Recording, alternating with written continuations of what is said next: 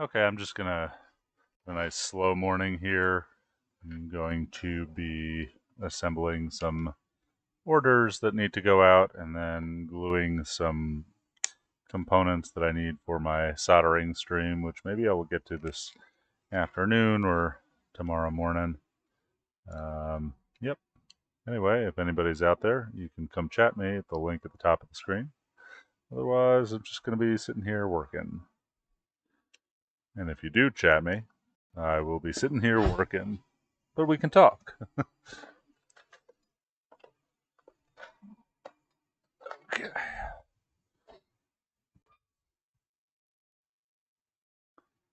Got a purple Nikon FE grip, almost ready to go out. I need some masking tape. Be right back.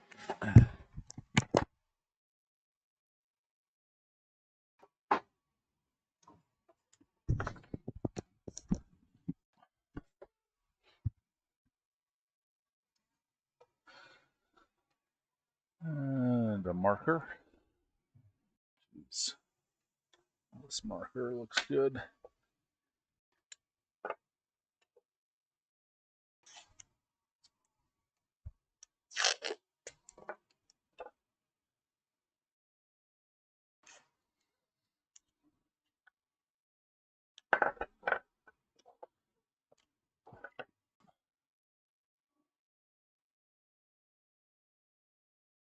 Nikon FE. Okay. And what's next? Got a Voigtlander Bessa. Bessa R, T, and L. Fit this grip.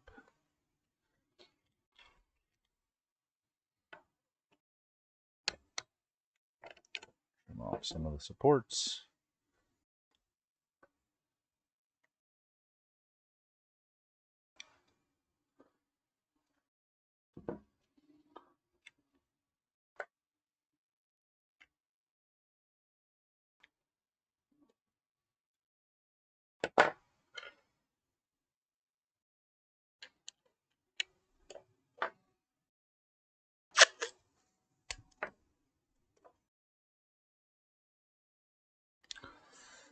Feel like I'm Santa Clausing all year. It's a good thing. VTGL. Yes.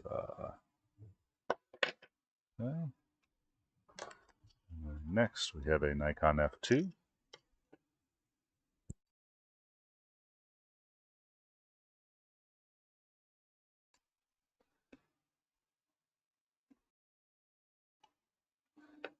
Come on.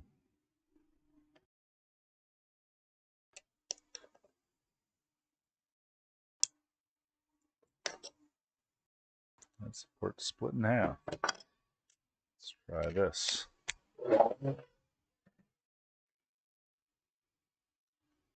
Use my knife hammer.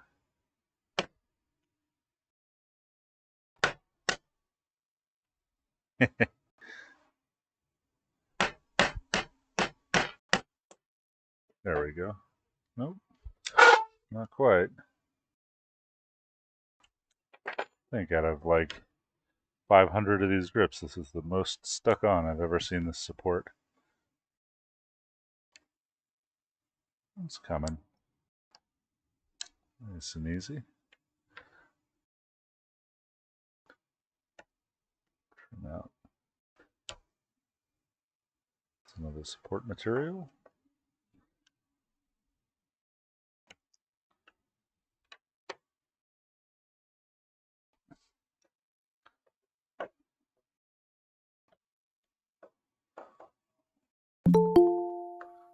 Looks like we've got somebody coming to chat. And Joshua Mellema. Let's see.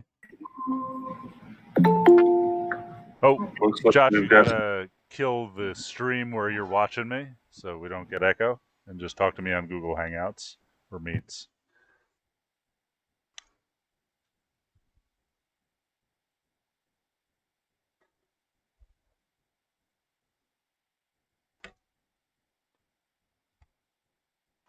Let me know when you have your mic working or your webcam.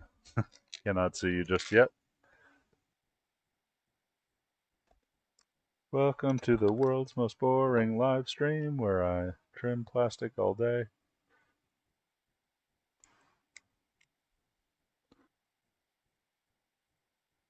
I believe Joshua or Josh, we have not met, as a new member of QLab. Hey, can you hear me? Yeah, I can hear you. Oh, great. Hey, is it? Do you prefer Joshua or Josh? Just not late for Josh. Either I'll answer to both. What's your preference? Josh probably is what I get called the most. Okay. Hey, Josh, welcome to the stream and welcome to QLab. Thanks. So, for those of our listeners, QLab is the Albuquerque's member run makerspace. I am currently the president of the board, which just means I try and keep people onto schedule. I don't have any real powers, but yeah, it's my favorite place in QLab. I got an email from Josh this morning. He is a new member, and yeah, Josh, how can I help? What are you into? Yeah, I was pretty excited to see on the website the makerspace had a darkroom, which is hard to find these days unless you build one yourself, and having the space and the plumbing to do that can get expensive. So having a space I can go to and be able to use that, I'm pretty excited about. Oh, we're excited to have you use it. There's a few of us that use it. I am the interim temporary darkroom supervisor. What do we say? Steward. That's it. The old darkroom steward was my friend Gunnar, who passed away, but he built the darkroom and kind of was a really amazing camera builder in his own right. I really loved watching him show off his cameras. I would try and get him to come down to the space and show people all the time. Yeah, did you just move to Albuquerque? Yeah, I moved back in September. It means you're from here? No, so I moved from Montana. I lived there for a year, but I'm from the Midwest originally, Kansas City area. Okay, like Shawnee Mission. I grew up on the Missouri side, so on like Liberty area. But yeah, I know Shawnee Mission pretty well. Yeah, I had a roommate from there, Kansas City, Kansas. But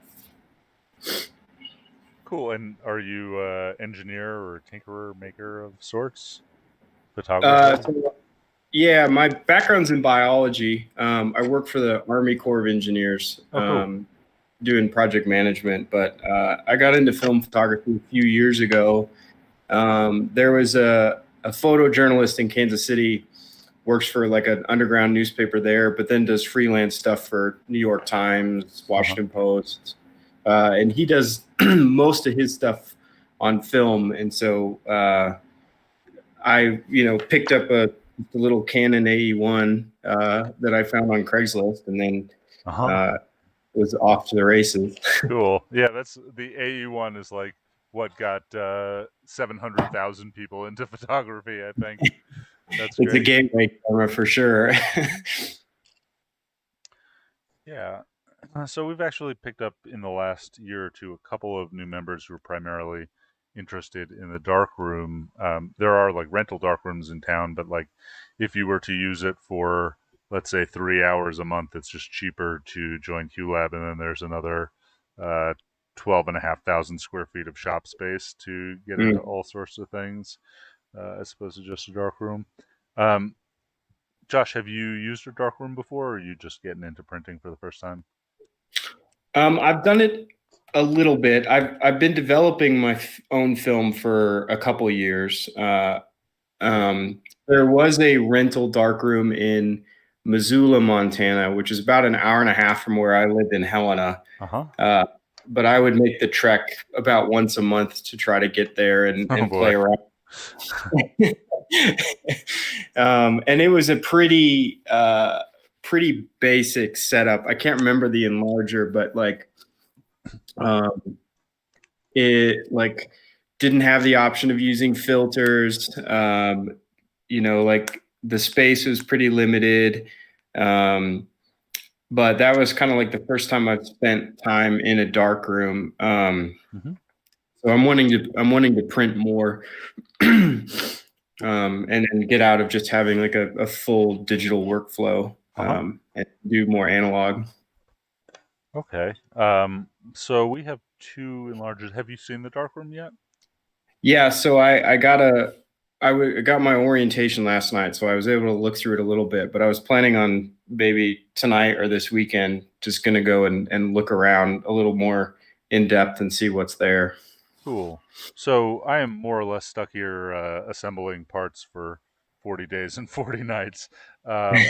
But if you want to like FaceTime me when you're down there, I can give you the FaceTime tour and give you the okay to use the space. It's Okay.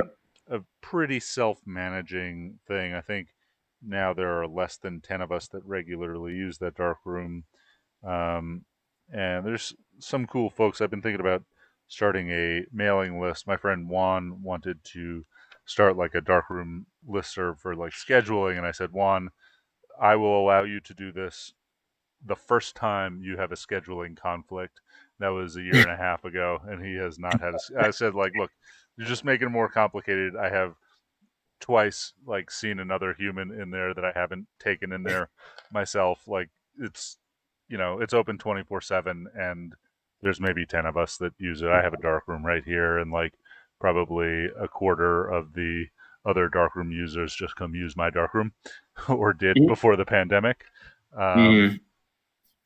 but yeah, it's pretty good. We keep chemicals there. They're usually pretty old and grody, so like I have no problem using them for like test prints and things like that. But when if I was doing something that I really cared about, I would bring my own chemistry, Mhm. or at least my own developer, maybe fixer.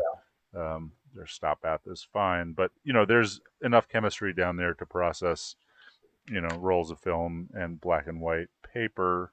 Um, yeah, basically the idea is just leave it as you found it. There's even a loaner camera library that's like the honor I system. saw that. Yeah, Uh, that's pretty cool. And then you had I saw like a whole stack of like the 4x5, the like film holders. yep, Uh, those are are loaner those film holders.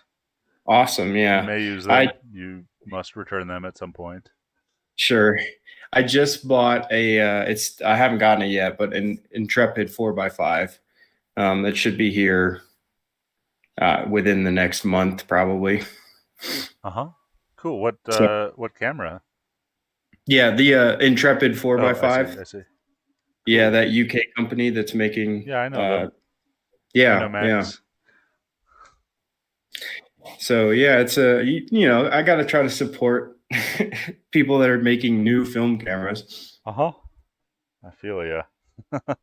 Um, yeah. So I think probably a good thing for me to do would be to introduce you to Hugh, Juan, Jordan, and Dennis. Dennis just had a baby, so I haven't talked to him in a little while. He's got his hands full, but Yeah. um, those are the guys that I know that are semi-regular darkroom users off the top of my head and like pretty into it. Hugh runs a bike shop for the city. I think he's the only municipal employee that runs a bike shop in the country, Hmm. which is really super cool. He's a smart guy. Yeah. He's got some of my cameras too. And then Juan actually works for him and is also a really interesting guy with a lot of experience and is very humble about it. And I'm always like trying to get him to do things more publicly or like teach a class or something. Um, Hmm. and then Jordan is a professional designer, but he's also a really great photographer. And all of them kind of use the darkroom here and there. And then, it gets used for other projects like screen printing and that sort of thing. It's Hmm. useful to have it there. I often pour my solvents in the darkroom sink as a nice place out of the way of other people's noses. Hmm. But yeah, that is good. Okay. Um, do you want to? You have my phone number. Do you want to Yeah. give me like, I don't know, a 1 hour heads up on when you want to head down there, and I'll be ready for like. You have an iPhone? Yeah. Okay. Well, I'll give you like the iPhone tour. If you have any questions, I will answer them, and then I think I can give you the official, semi-official okay to use it. Okay. So the two enlargers that are in there, like how high do they go up? Medium format, large format? They didn't look Um, like a format. yeah. So one is just 35, and the other is I think 6x7 or 6x9, I believe. Um, we may have a 4x5 in storage in the loft. It's something that I can look for the next time I'm up there. Um, if not, and you really want to get into printing large format stuff, I am sure that we can come up with something. One of the so I have a really good friend who just left Albuquerque, who lives in Placitas now, so he's like 20 minutes away, and his wife actually is into photography, and she borrowed a camera pretty permanently from me a while ago, which is great. It's good to get some use. And he said, I'm gonna buy her like a dark room because now they're kind of up in the middle of nowhere. They're quarantined. She just had another baby. It's like she, her life is rough right now. And so I said, Hmm. he's the most thoughtful husband ever, and then I was jealous and kind of helped him out finding stuff for Lauren. Anyway, kind of got me thinking about building some laser cut enlarger kits, which if I did, maybe QLab would be a good place to put an 8x10 enlarger. But for now, we at least have a contact printer. Um, Hmm. I don't know. You've made contact prints before? I haven't. Oh, okay. Do you know the concept, or is this a new thing to you? No, I understand the concept. I just haven't done it. Uh huh. Yeah. Okay. So 4x5 contact prints are really nice and beautiful, but like that's probably not what you're after. You want a 4x5 enlarger at least by the second week that you own an Intrepid is what I would want. Yeah, for sure, for sure. Because right now I just do DSLR scanning Uh huh. of everything. I did used to have an Epson V600, but Uh huh. that was slow. It took a really long time. Wasn't thrilled with the results, and using DSLR and then Negative Lab Pro Uh has huh. been sort of a game changer.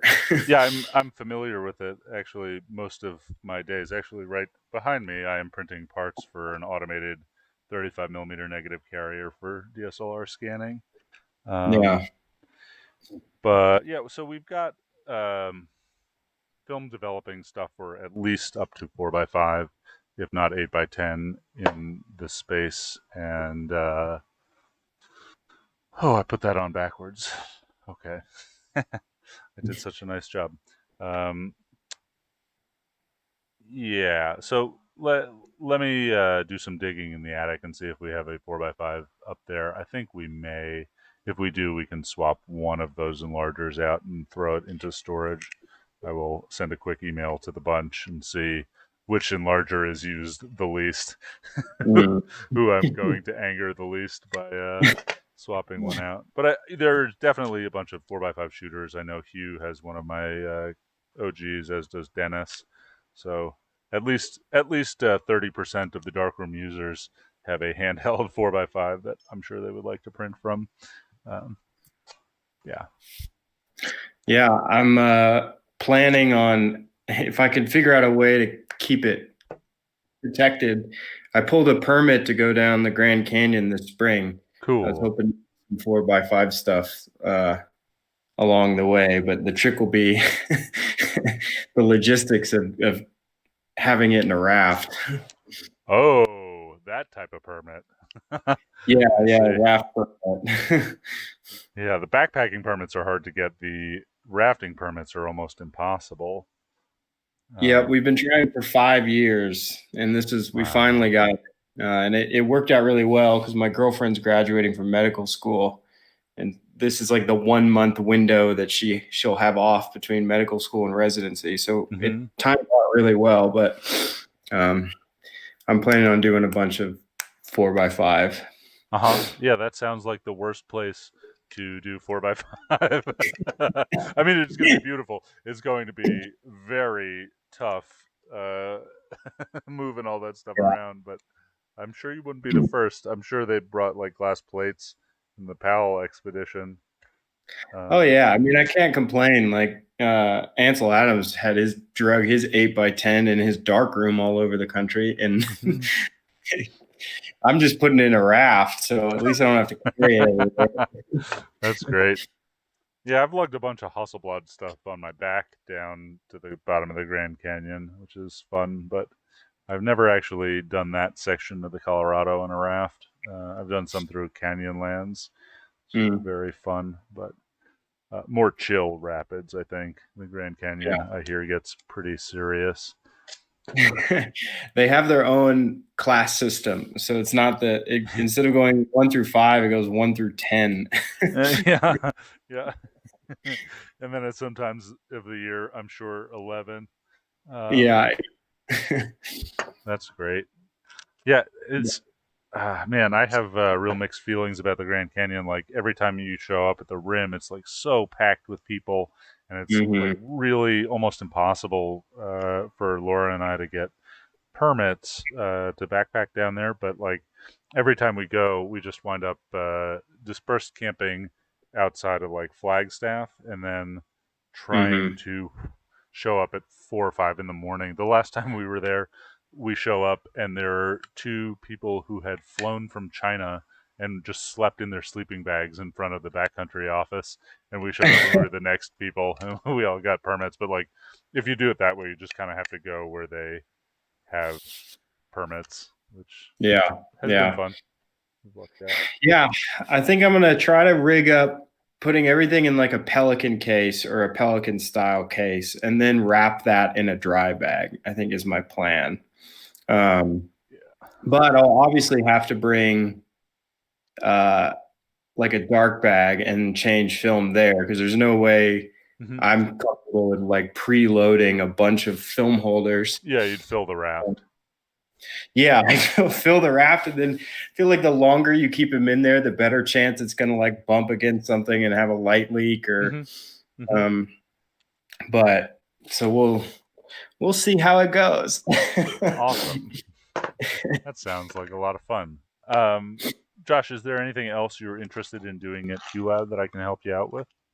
You into Yeah. welding, machining, woodshop stuff, screen printing, pottery, glass beads, video games, sewing, 3D printing, laser cutting. um, pretty interested in a lot of it. Like we have a little wood shop in our detached garage, but there's probably stuff at QLab, a little bit bigger, more specialized stuff at QLab that would Hmm. be easier to do there. Um, I've wanted to do some like welding classes, just some like simple stuff to make like table legs and stuff like that.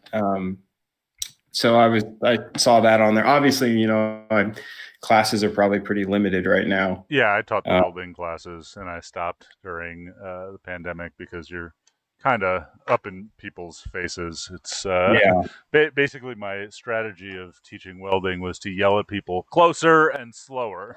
But it also involved me sticking my face right in their face and also in their welding work, which got, pretty exhausting, but it was yeah, always I can very imagine. rewarding. Um, Yeah, I hope to start that up again. I think I am not going to run for the board of directors again this year with the pandemic ending. I think my time will be better spent, teaching some classes and just getting people like kind of involved would be more yeah. more fun than doing insurance paperwork type of stuff. Yeah.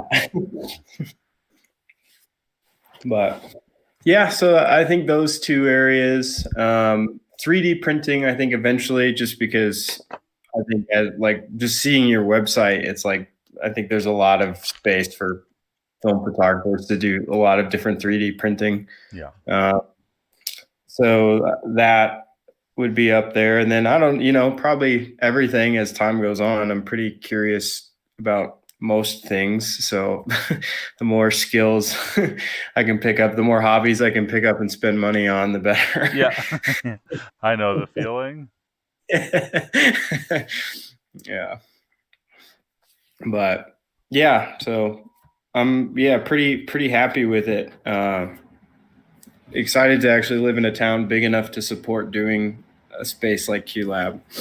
Yeah. Yeah, I really dig it. It's kind of my favorite thing about Albuquerque. And you will meet like, I was I think I said this in my email. I was welding some stainless steel pipes for brewery sensor, and my girlfriend was like super unhappy about me doing it in the backyard uh, because we were renters. And yeah, I just found the space, and they were like, "Yeah, you could bring your welder down here, sure." And then I met this guy Eric Lee, who passed away a number of years ago, but he was like a real genius, and he spent like almost all of his free time teaching idiots like me to use the mill and the lathe. And Mhm. so I just, free milling classes and machining classes. I was into that, and so I stayed for that. And then my buddy Dennis showed me how to use the laser cutter, and then I took a class with Craig to do that, and like started using the darkroom. And it quickly became sort of like ate a lot of my time, but also got me into a lot of different things. I think I made my first 3D prints down there, maybe. Then just now I have 25 3D printers in my garage. So it's gotten intense. Yeah. Yeah. Well, pretty excited to do more there. I have a lot of free time right now, so. Cool. But I this is on a break for work, so I gotta jump back on. But Okay. appreciate you hanging out. Yeah, it was a pleasure meeting you. Give me a text or a call like an hour before you go down to QLab, and I'll make sure to be around to give you the tour and the okay to use the darkroom. All right, sounds great. All right. Pleasure meeting you, Josh. All Have right, a you good one. too. Yeah, you too. Bye.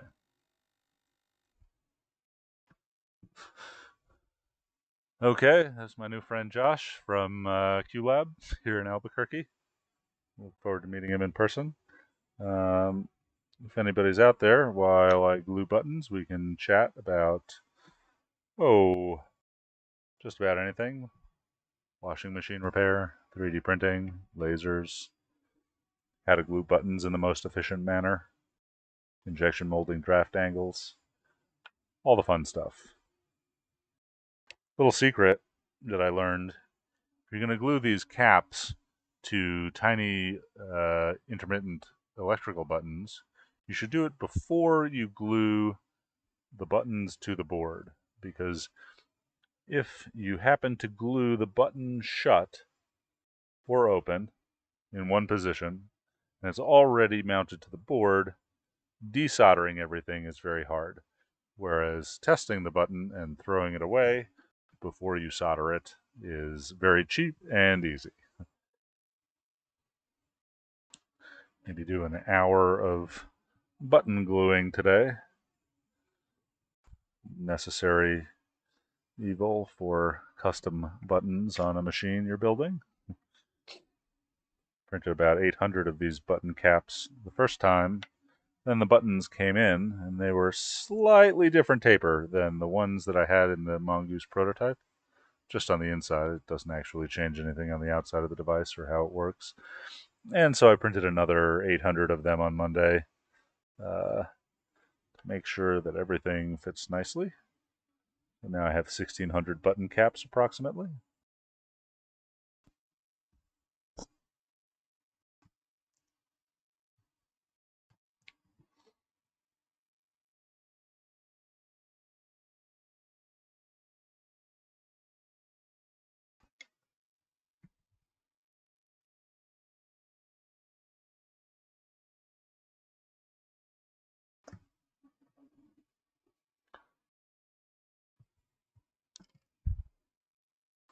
I'm going to try not to glue my fingers together today, although that's a high likelihood. Luckily, I can maybe still make it to yell to Laura, get her to bring the acetone or the nail polish remover, and free me from my gluey prison. I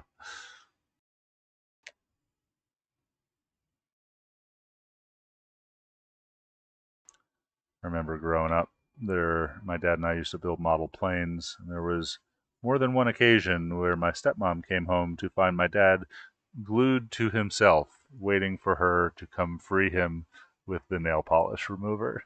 I remember once he glued both hands to an airplane control rod. It was just sitting there calmly. I think he was able to turn on the TV. I don't remember, but he could not do too much. Both hands were basically wrapped around a coat hanger, glued shut. I've come close to that, but not quite so bad.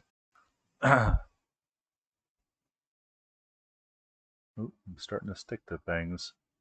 We're only about 8 buttons in. 20 buttons, maybe.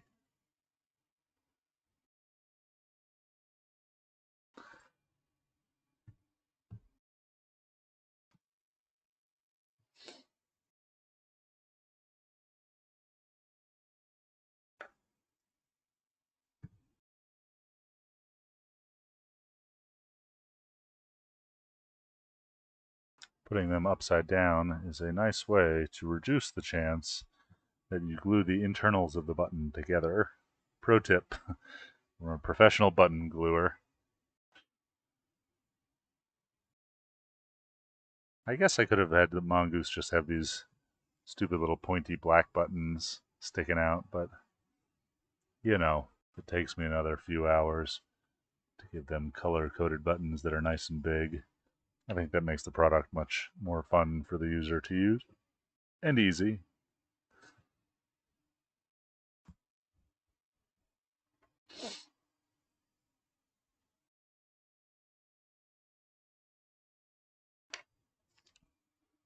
Getting towards the end of the greens.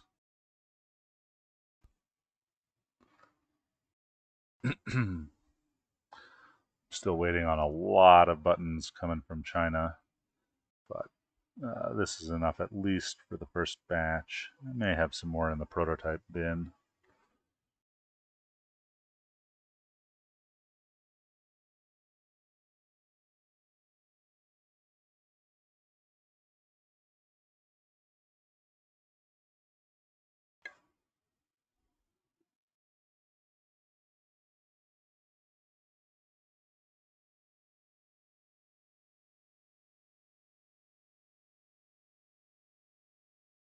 You must become one with the buttons.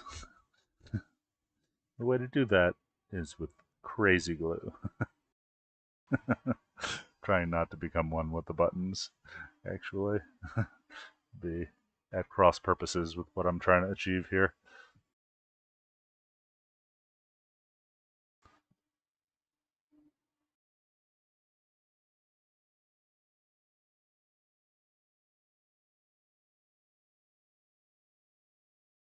Kind of like that with these 4 little lead legs on the buttons and these big button cap heads. They look a little bit like a bacteriophage under a microscope, of course. It pleases me. What really looks like a bacteriophage, almost one for one, is a rotary encoder for most small electronics projects. We'll get to those maybe later today or tomorrow.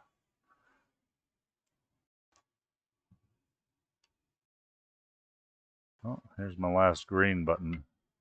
I had to divide them equally so I have enough to make a set as I run out of these high-priced American buttons that came as an emergency because the original Chinese buttons were the wrong size. The new Chinese buttons should be the right size, though.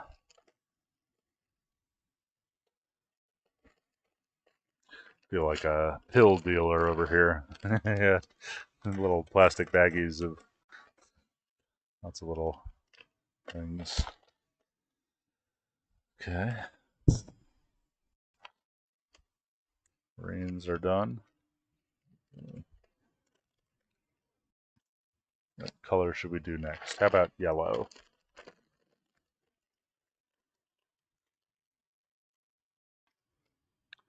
There's some happy little yellow button caps.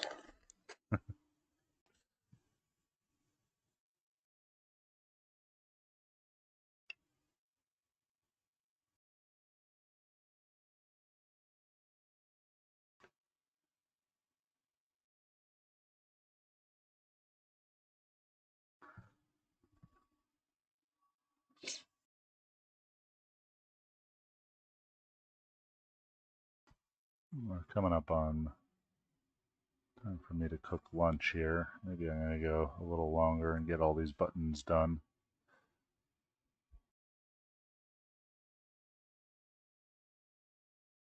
I don't want to keep Laura waiting too long. I'm not very hungry right now.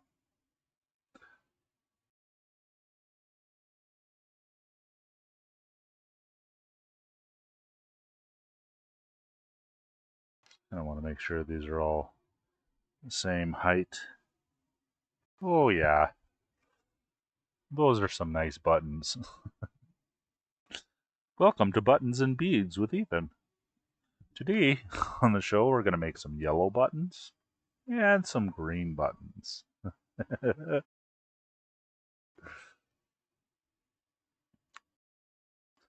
This is what you have to do when you want to be an engineer, but nobody will hire you as an engineer. You have to manufacture, and you can't hire kids. This would be a great job for a 16-year-old. Hey, Billy, glue me some buttons and try not to glue your fingers together.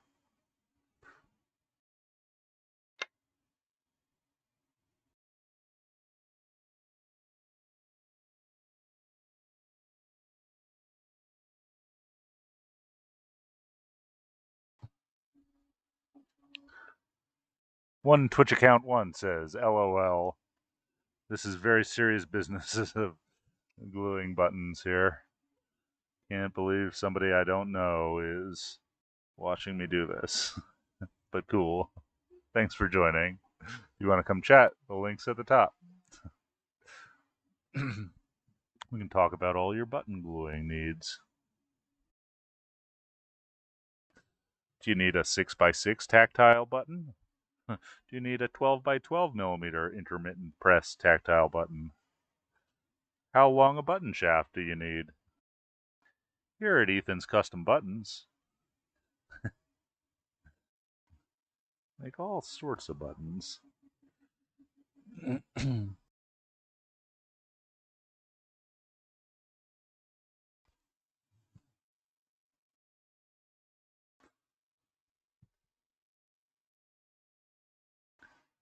I've often wondered as I prepare for this how many tubes of cyanoacrylate I will go through excuse me, in making all of these buttons. I have about 10, but I think I should probably order another 30 tubes.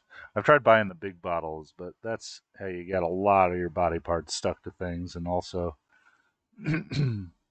it's nice not to have them gum up. Let's see, Twitch account says, hardware is tough. I'm in software, so interesting to see how folks in hardware do and think about their craft. Yeah, so by far the most interesting part about this project was writing the software for it. But, you know, sometimes like you just need a machine to do the thing. And so I don't know, I probably spent half of the development time on software and half on hardware. And the most interesting part was writing the sensor algorithms for it. But then I probably spent the other half just writing menus and optimizing UI on a 16:2 OLED display, which, you know, is not wildly interesting. You know, nobody. I mean, there are UI designers, but not on 16:2 OLED displays and figuring out, you know, which buttons do what. But figuring out how to get like a bunch of sensors to sense the thing that I want to quickly, efficiently, and reliably was very interesting. I would love to one day design hardware and not necessarily manufacture it, but the things that I'm interested in are so niche, like it's never going to pay, maybe not even for me, but it's certainly not going to pay for a company like Nikon to manufacture something like this in the hundreds or even the low thousands. And so, kind of the price I pay for designing hardware or software for that matter is just actually manufacturing the hardware. It's okay. I mean, I love doing it for a little bit, but I think the most fun thing is like getting the first prototype that works, and then getting your first 2 or 3 manufacturing units to prove that you can do it consistently, and then maybe setting up a manufacturing process that somebody else actually does the manufacturing for. Um, Setting up a manufacturing process and then doing it yourself is not always the most fun. That's kind of why I started the world's most boring Twitch stream, to have people come talk to me while I do, 10th of my brain things like glue buttons together. I'm actually looking forward to. I need to glue all of these buttons, and then I need to cut down pin headers for male and female straight pin headers, and then 90-degree female pin headers, and cut them all down to fit the boards that I had made. And then I think it'll be a fun stream. I'm gonna set my camera up overhead and just do the soldering cam for a while. Sometimes I like to try and hold my phone with my soldering hand and do first person soldering videos on my Instagram account. People seem to enjoy that. Just put that on my personal one though. It's I think there's definitely some potential for like a major ASMR soldering channel. Not for me, mind you, but for somebody. I have gotten very good at soldering in the last couple of months.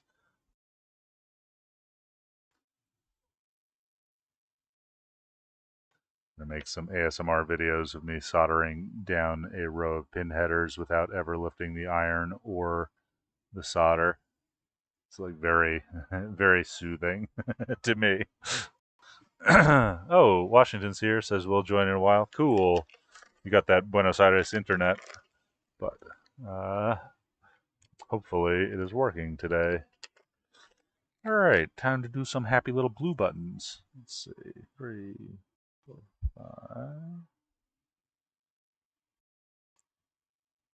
5, 10, 15. I'm at 15. Let's see who's here. Oh, we got Washington. Hey, Washington. Hi, Ethan. How are you? Good. I'm counting buttons. Hold on 1 second. We got 20. I need 5 more, and then I can stop counting. Don't talk to me. Don't talk to me. I'm trying to keep count. Okay, I'm good. I'm doing that. Wow. Yesterday, United States was like Argentina. Oh, yeah. It's more like Venezuela, buddy. Yeah. No. No. Yeah. No. Yeah, it was not good. No. But what was expected, I guess. No? I gotta say we were. I think somebody put it like on the news, like shocked but not surprised, right? Like if you were surprised by this, I mean, I was surprised that they got in, but like, oh geez, yeah, the cops taking selfies with domestic terrorists was some next level, next level stuff, Yeah. But I guess the guy resigned because he will be impeached. I guess they threat him. Wait, you think Trump is going to resign? No, resign. He conceded. Oh, he did today? Maybe yesterday. When he said it will be when when the vice president, what is his name? Pence. Pence. When Pence says, okay, let's move on. The rumor here was that they will use, I don't know the name, 25 Act or 25th something Amendment. like that. Yeah, it allows the Exactly. president's cabinet to declare him unfit for office. The problem is I think, I went through the cabinet last night. I think they're, and so they've been reporting that the cabinet has been talking about this, but nobody says like who in the cabinet has been talking about it. And, if you look down the list, the vast majority of them are wackadoos. I think there's a couple people who would vote for it, but they need 8, and at most, I think there's 4. So I don't think it's going to happen. No, but I think the threat of doing that Might to calm him, him down. yeah, exactly. I don't know. I think there's a real kind of danger in prosecuting politicians, even for real crimes. Of course. Because What is called here here has a name. ¿Cómo es, Ana, que le dicen lo de la corte que persigue a los políticos, que lo llamó Cristina? Gate, ¿cómo era? yeah, it's Justicia like Gate. opening the seal. Yeah, here we have that, but I don't have a posture on that, because the other hand is that you can be corrupt as you want and there will be no consequences. Right. This is where we stand right now. Yeah, so if calling domestic terrorists patriots and egging them on to interfere with, a U.S. election process and a presidential election, like if that is not sedition and if that is not punished, then like we cease to have laws that are meaningful. And so even though it means that the Republicans are going to try and jail every Democrat, like still it needs to be done, needs to be prosecuted to maintain what democracy we have left. So like I don't see any good option, right? I'm not a political scientist. I'm just a humble button manufacturer. No, but you have an idea. Yeah, you're interested, right? Yeah. No, because in 2001 I was part of something like that here, that we want to remove the president, and we were protesting on the Congress and we are trying to breach the Congress. I was like 19, and we were reaching the Congress, and the horses came with, we call it here the Hydran truck, that was a police truck with a big hose with high pressure of water. Yeah. I don't know the name there. Yeah, hydrant truck or fire truck. Exactly. And it's very convincing. Yeah. But like 3 or 4 days after that, I realized that was being used as many of that we think that was spontaneous. Nothing is spontaneous. Yeah. So in 2001, I learned that. I don't know, the guy that was disguised as Jamiroquai. That was the word photo of the, the one. Yeah. My friends have been calling him the ultimate warrior. But okay. Yes, the guy with the headdress on, right? Yeah, you see what he stands for. I don't know what they stand for. Like I think so much of it is just like they're a one issue party in my estimation, which is like their only issue is like to anger the libtards, No. It's more like the guys that would kill Galileo. It's that kind of guy. What is the Kwon? I don't know the name of the like terraplanist, but with another name, that there is a pedophile,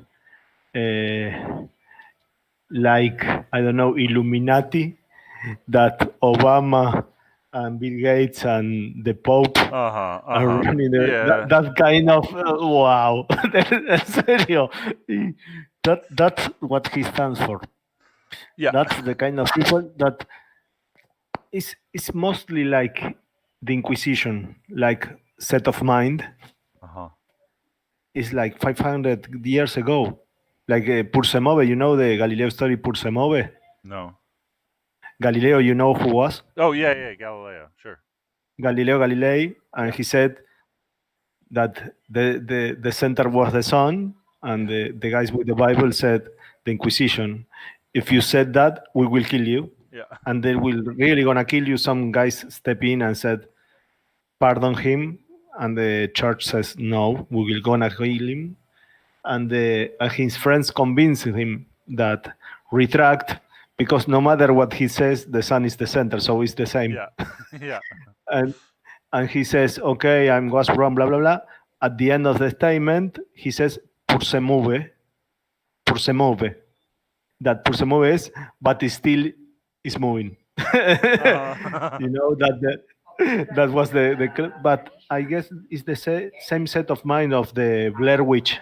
The Blair Witch, the Salem witches, that thing with the torches and the tridents of the angry mob. Yeah.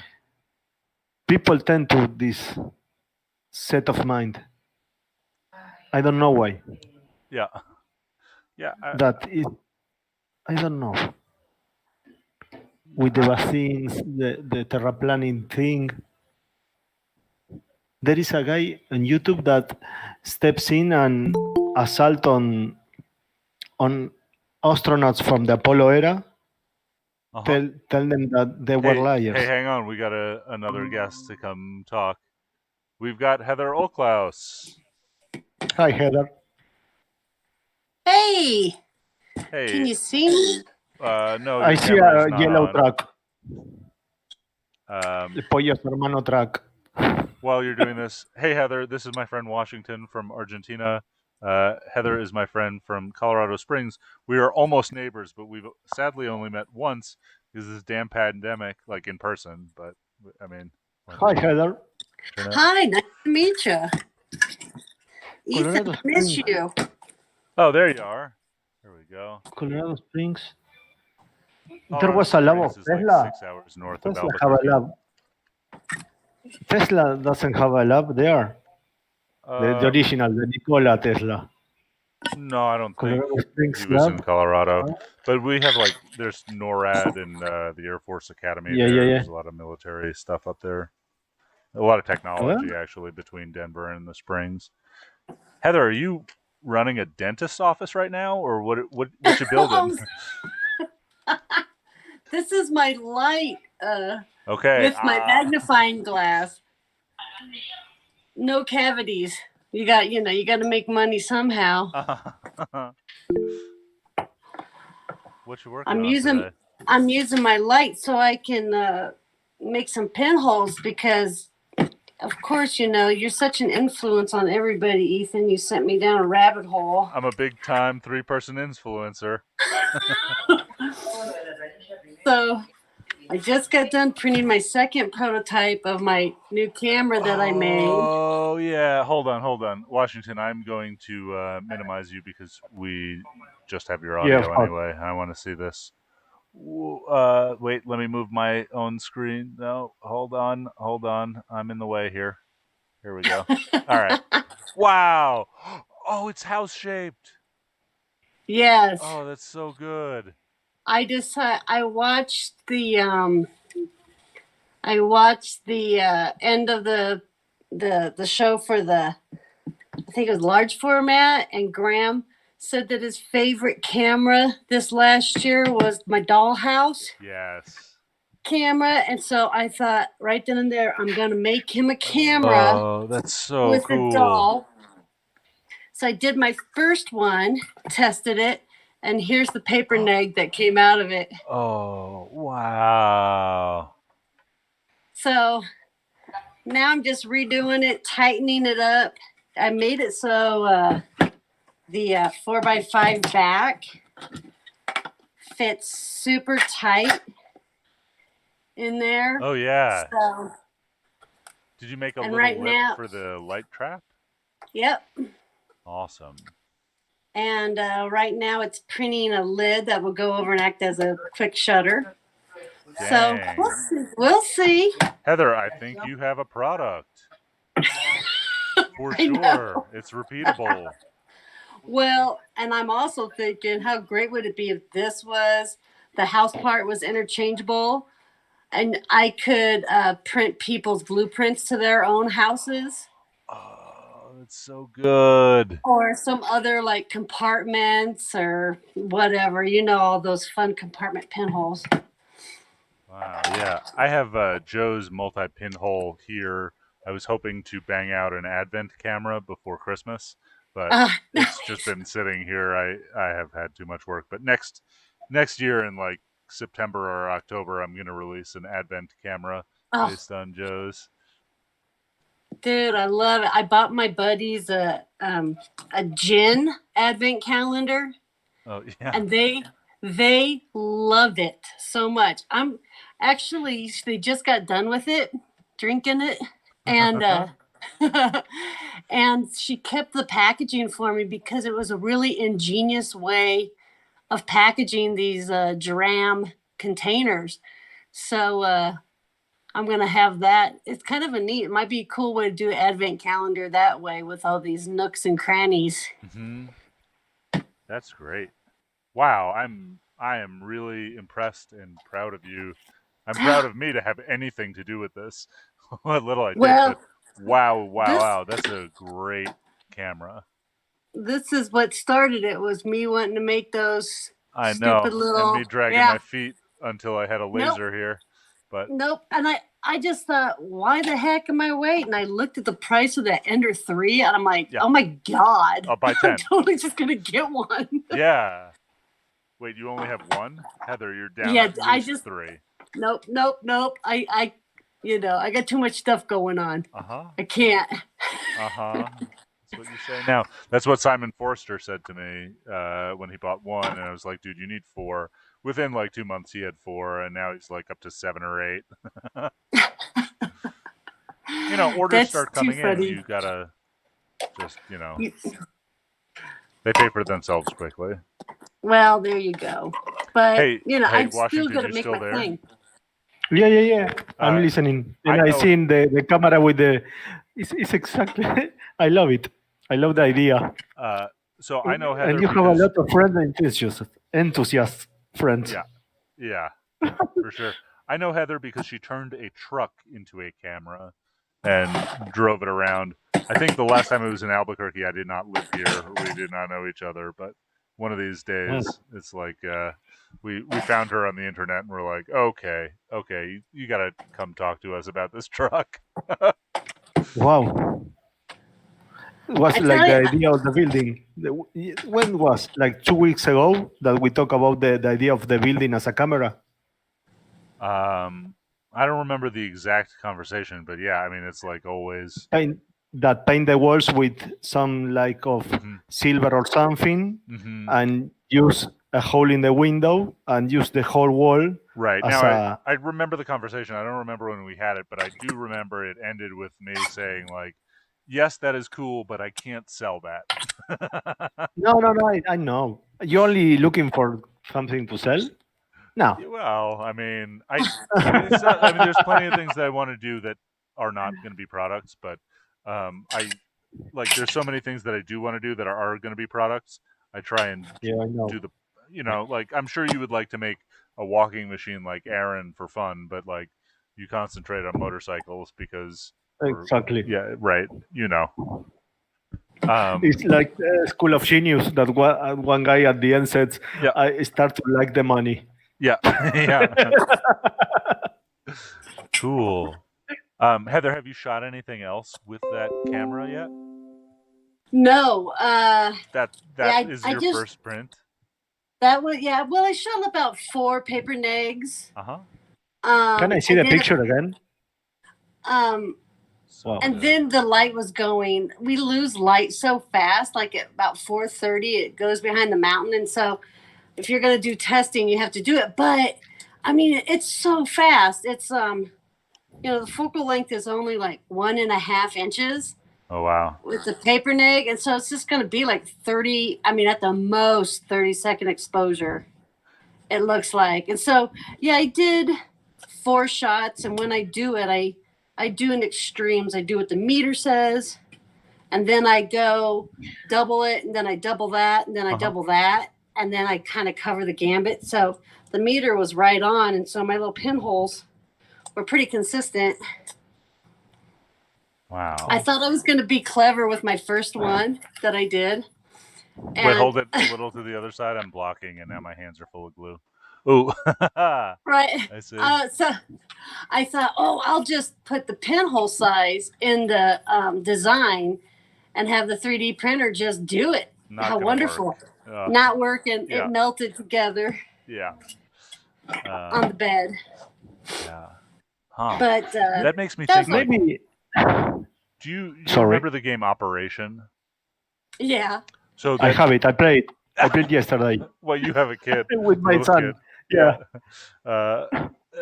See, this like immediately it made me think of that sort of like segmented body, and if you could build like a camera with all sort, like houses are cool, but like there's so many things you could segment into pinholes like that.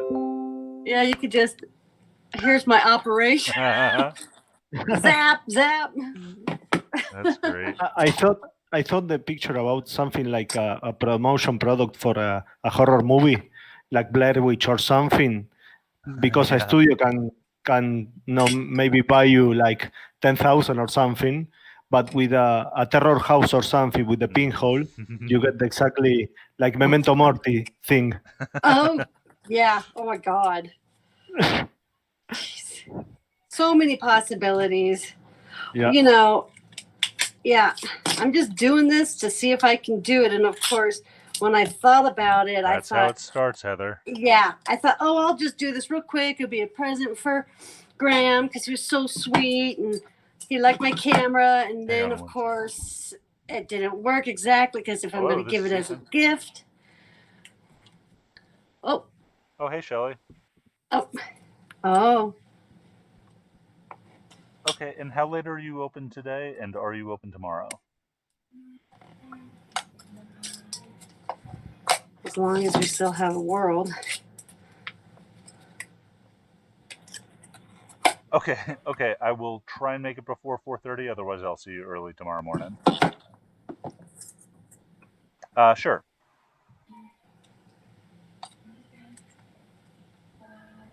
Yep. Mira qué lindo Okay. este mueble. Sounds great. La Planeta. Yep. He might have his microphone on. Thanks, Shelley. Bye-bye. Sorry, that was $2,000 worth of acrylic showing up at Port Plastics. Yeah. Yeah. What color are you getting? Black. It's for filling some scan tray orders and also a few sheets for the Mongoose, but mostly just those Polaroid scan trays that I've been selling are kind of my best product, even though they're just 2 sheets of acrylic. But I love it. Yeah. Are you loving your laser cutter, Bertha? I am. Bertha, yeah. I wish I had more time to use it. So far, like, it's made production really easy, and I have a couple of products. I got to send Andrew Bartram an 8x10 kit, but there's some tweaks I want to make to it, and just like I can't get involved in that too much because it's I probably have 20 designs that should be all laser cut, but I just really want to get these mongooses to people, and then I'm just gonna like take a week off and like put a note on my website like, hey, I'm not filling orders for 3 weeks or whatever, and then I will just laser all day. Nice. Yeah. Well, that'll be good. We'll see if that happens. Yeah, we will see. I don't know. Right now, I'm just a humble button maker. Made 100 buttons while we were chatting. Oh, jeez. So I guess you can't see on my screen. now. Maybe still can't see. Tilt my camera down. Hold on a sec. All of Oh these my guys God. are just sitting there drying, trying Wow. to. So I have made the mistake of gluing the caps onto the buttons after I solder the buttons on. And the problem is then they have to sit in a way such that if there's any extra glue, it drips into the button and then glues the mechanism shut. And then it could be like an hour to desolder 2 or 3 buttons from a board. It's really not an efficient use of time. So I got smart this time and am soldering after I glue. But it means I have to do like a bunch of these like silly little processes before I can start the soldering stream. How many did you make till you realized how to improve your efficiency? So I made probably 15 or 20, and I really only had one failure, but that one failure took out a whole board, and so it was like, okay, save a few $100s over the course of making 150 of them, maybe a few $1,000s by doing Yeah. this first. Yeah. Smart man. Medium. I'm like if smart through like many dumb mistakes. Like everything the hard way. Smart enough to know when to change your behavior. For the most part. Yeah. Heather, are you working at school right now? No, back at the beginning of summer after I got done with a couple months of helping online stuff, I was they offered voluntary furlough. Oh, cool. And so for 6 months or 1 year, and I decided to take a 6-month one. Awesome. And so I've just been held up in my studio, which is like I got 3D printing, painting, weaving, pinhole making, anything I want. Oh, I'm learn all kinds of crap. So that's cool. I gotta go. Yeah. Is Cyan home with you? She just got home right after Thanksgiving, and she goes to Knox in Galesburg, Illinois. So they're on a trimester. So her classes just started on Monday. And they're doing it really nice, where the first 5 weeks of their 10-week trimester is online. That has to be online. They're not allowing students to go back on campus. And so I get her till like beginning of February, and I go back to work February 1st, which is probably going to be, working from home anyway. So does that mean you guys get to work on a lot of projects together? Yes. We've been really having fun. Oh my God, she's so fun. She's just like game for anything, like, hey, let's do this. She's like, okay. Yeah, I got that from her the one time we met. Yeah. Yeah. Oh yeah. She's just like, yep. She's so easygoing. And I think really she does enjoy having her mom being a little wacky, Yeah. Kind of, she's a little conservative herself, so the opposite of her mom. So I love it. I was gluing these buttons, and I was thinking about how my dad and I used to build model airplanes together when I was younger than Cyan, but not much younger. And we'd come home, and he would be sitting there glued to an airplane control rod, both his hands in fists, just like waiting for somebody to come free him with acetone. I glued myself to myself. Yeah, exactly.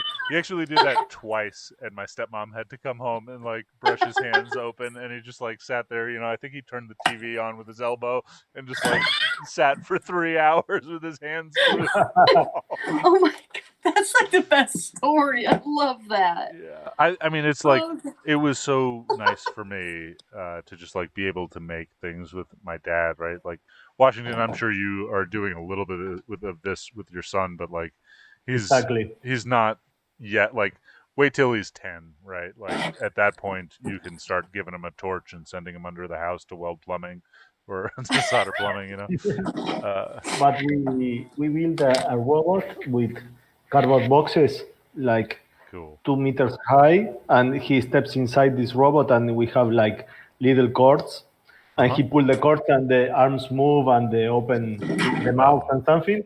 Awesome. And this robot like became a sensation. We bring it to the school, and was the day of the robot at the school, and all his friends learn about robotics, and they're stepping in the robotics, and all end up driving the robot inside the robot.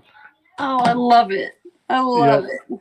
But he designed the robot. He was putting the boxes and designing the face and all of the things, and I glue it together. We really do the things like, no, he's not looking while I'm doing something. He's really doing something. I like that. And my father built toys with me about when I was like 6 years old. So that's why I became an industrial designer. We built mostly of my toys were built with my father. That's the same as you. I love that. Yeah. My dad was a builder too. What did he make, Heather?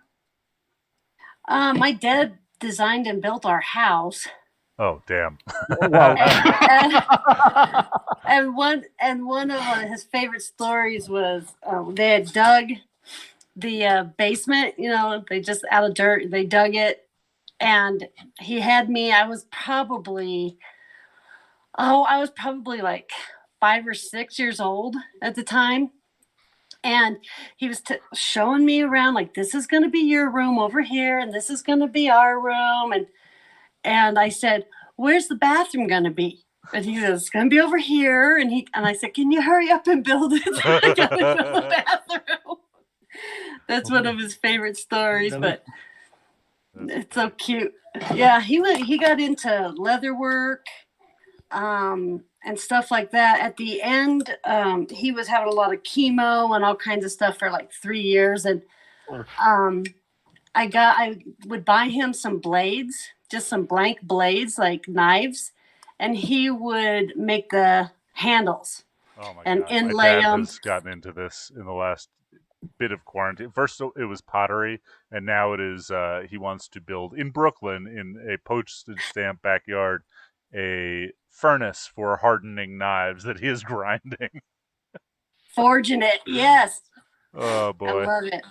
But I tell you, it was a good thing for my dad. It really changed his attitude. So that's one of my most proudest, I was able to help him through that. So super nice. I love it. Hey, Washington, do you and your son watch that show BattleBots? No. My dad and I watched this together. I love Battle. We still watch it. There's a new season on. What is BattleBot? So is the guy that build the robot? Yeah, they build robots to fight each other, and they fight in like this, like an octagon cage, like just like MMA. Yeah. And my dad and I had like long discussions. We never built one, but it was like for years we would discuss our strategy for BattleBots. I still remember it. I think I have a really good BattleBot idea that I have not seen out there. I believe you. Yeah. I remember there was one like a drone with fire or something like that that was flying. It doesn't end well, of course, but yeah. flamethrower flying. No, but no. He's more like into music now. He's more musical now. Oh, that's nice. Good. Yeah. He's like, I don't know, playing with the piano, and we download a loop machine, and he's making songs like the piano. He has it like for 2 months now. He's 7, and I don't know how, but he's learning so fast, and he's playing with the loop machine, and I don't know. It's all a game. I told him that he has to take it like a toy. Use it when he wants it. Not you have to study. I don't want to go the Mozart way that the father is spreading the sun. Yep. not the Mozart way, but and he's pretty on that now. Yeah. I love it. That's good. Hey guys, Yeah. I am half an hour late to make Laura lunch. I will be back here once I start gluing, I didn't want to stop. I'll be back here for another like 5 or 6 hours this afternoon, gluing other things. If you want to come hang out, that would be cool. And you guys can hang out in the room actually, but I'm going to stop the stream Okay. and go make lunch. And hopefully I will see you guys later. Heather, I cannot wait to see the iterations of this thing. 2, encourage megalomania with respect to 3D printing and camera making. Well, thank you. I think I'm going to go too because my daughter has to use our internet for classes. But it was nice meeting you, Washington, and talking to you, Ethan. The same. The Good same to see you, Heather. Please come back. All right. Oh yeah, now that I know how to, I will. Great. We'll see you later. Thanks. Bye-bye. Count 1, 2.